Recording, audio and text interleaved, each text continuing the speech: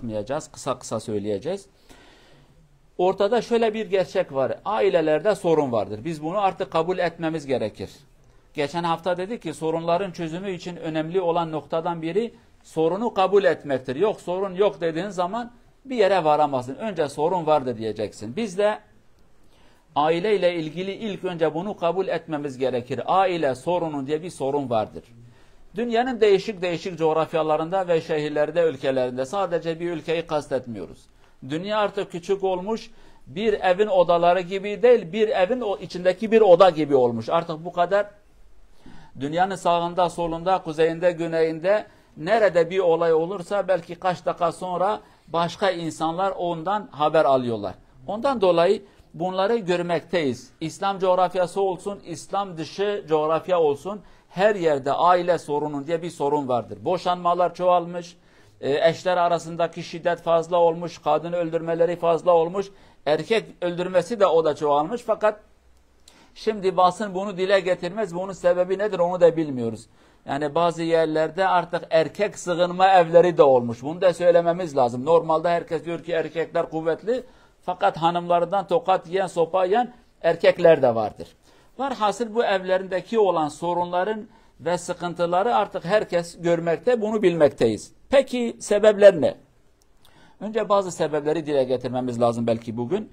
Birinci sebeplerden birisi, yani eşler arasındaki sorun, irsen, miras olarak aldığımız bir sorun var. Bazen anne babalar sorunlu olduğu zaman çocuklar da aynı o zihniyetle büyür ve eşlerine karşı şiddeti uyguluyorlar. Erkek veya da kız, anne babaları eğer durumları güzel değilse, her gün kavga, her gün şiddet, onlar da aynı şeyi alıyorlar. Karşı cinse karşı o kin, nefreti besliyorlar. Kitap bunu söyler. Bilim bunu söyler, ilim bunu söyler. Annenin kalbinde sevgi varsa o sevgi evladına gider. Annenin kalbinde kin ve nefret varsa o kin ve nefret evladına da gider. Bir hadis bununla ilgili bir hadis-i şerifte doktorlar bir sırrı, bir mucizeyi keşfetmişler. Diyorlar ki hadis-i şerifte Peygamber Efendimiz diyor sallallahu aleyhi ve sellem, hanımınıza el kaldırmayın, hanımınızı vurmayın, kavga etmeyin. Gündüz kavga edersiniz, akşam beraber aynı yatakta yatarsınız. Alimler bu lafı analiz etmişler. Ya Peygamber niye bu örneği verdi? Demedi ki beraber yemek yiyeceksiniz, beraber aynı yatakta yatacaksınız. Niye bu örneği söylemiş? Doktorlar bu sefer şunu keşfetmişler. Bayan eğer zulüm görürse, haksızlık görürse, bayanlık hormonları erkeğe karşı kin ve nefretle besler artık. Çünkü tokat yemiş bu adamdan. Varhasıl içindeki olan kin ve nefret gerçekten had safhaya ulaşır. Kadının o yumurtaları da aynı şekilde, onlar da bu kin ve nefretten etkilenir. Akşamleyin beraber yattıkları zaman, cinsel ilişki olduğu zaman ve o gecede eğer bir hamilelik varsa, kadının o yumurtaları o kin ve nefretle dolu. Zemini zaten hazırlanmışsın demek ki. Çünkü bir insan nasıl yaşıyorsa bütün hormonlar o şekilde gider. Erkeklik ve bayanlık hormonları, onların isimleri vardır. Onlar o şekilde etkileniyorlar. Bayan eğer kin ve nefret içinde varsa o yumurtada etkisi gösterir ve hamilelik olduğu zaman temel bir kere kin ve nefret üzerinde kurulmuştur. Yani suca meyilli bir potansiyel duruma çıkar. Bu birinci sebeplerden birisi. Tabii ikincisi, şöyle bir gerçeği de kabul etmemiz lazım. Erkek ve kadın, fiziki olarak söylemiyorum, fiziki normal.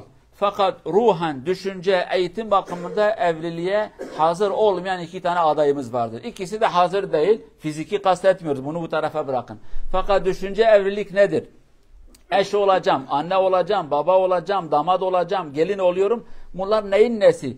Birbirlerimize karşı biz hangi görevi yapacağız, hangi sorumluluğu alacağız?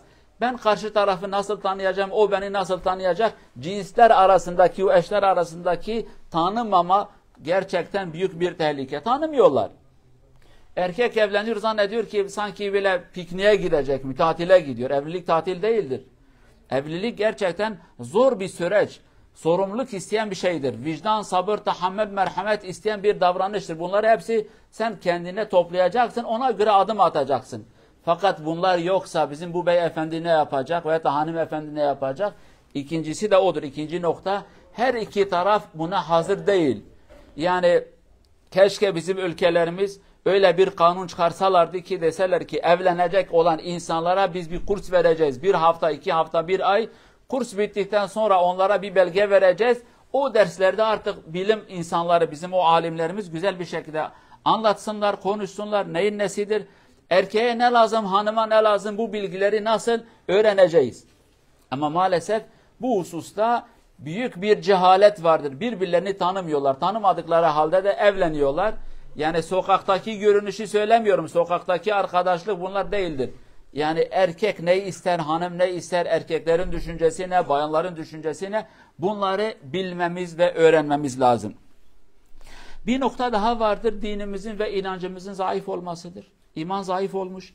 İman zayıf olduğu zaman da onunla beraber çok şey gelir.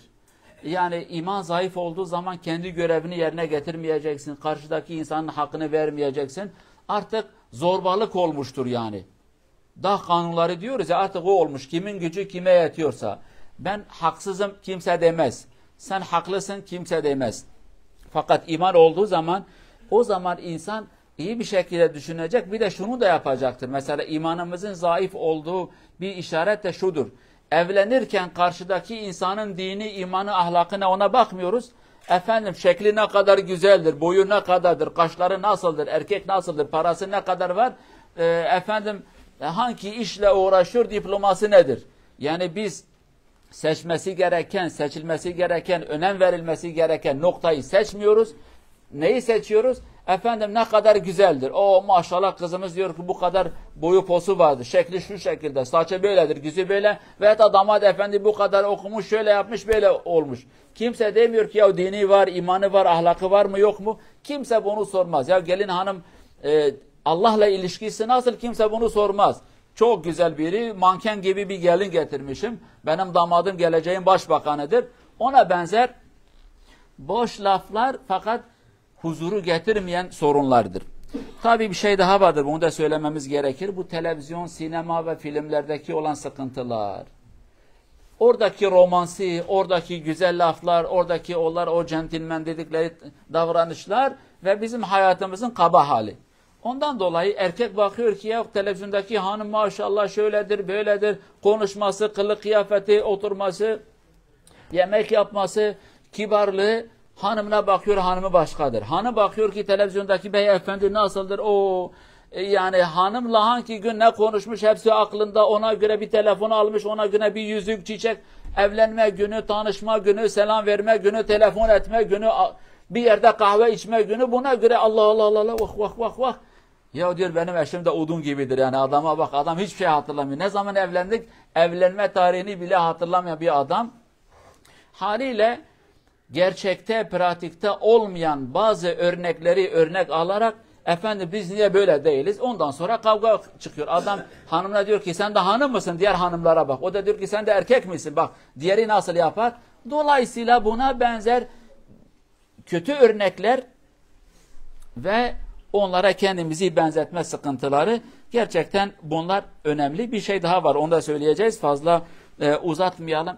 Zamanın çok ihtiyaçları var değerli cemaat. Ekonomi bazen yetmez. Bayan çok şeyleri ister, bazen lüzum olmayan, ihtiyaç olmayan şeyler ve adamda para da olmadığı zaman nasıl yapacak? Mecbur kavga çıkar. Televizyona bakıyor ki herkesin örnek maşallah parası çok, arabası var, şu var, bu var. Eşinden ister zavallı adam da çalıştı, iş belli, aldığı maaş belli, neye yetecek? Bu sefer adam da hanımını memnun etmeye çalışır, gece gündüz çalışır, başka bir yerde sıkıntı çıkar. Dolayısıyla bütün bunlar aile içindeki sorunların sebepleri ve dahaları da vardır. İşte gelecek haftada biz bunları yavaş yavaş yine bir şekilde dile getireceğiz. Cenab-ı Allah iyi bir aile cümlemize nasip etsin. Sorumsuz bir aile cümlemize nasip etsin. Sorunlar olduğu zaman da çözmeyi Allah bize nasip etsin inşallah. Vesselamu aleyküm ve rahmetullahi ve berekatuhu.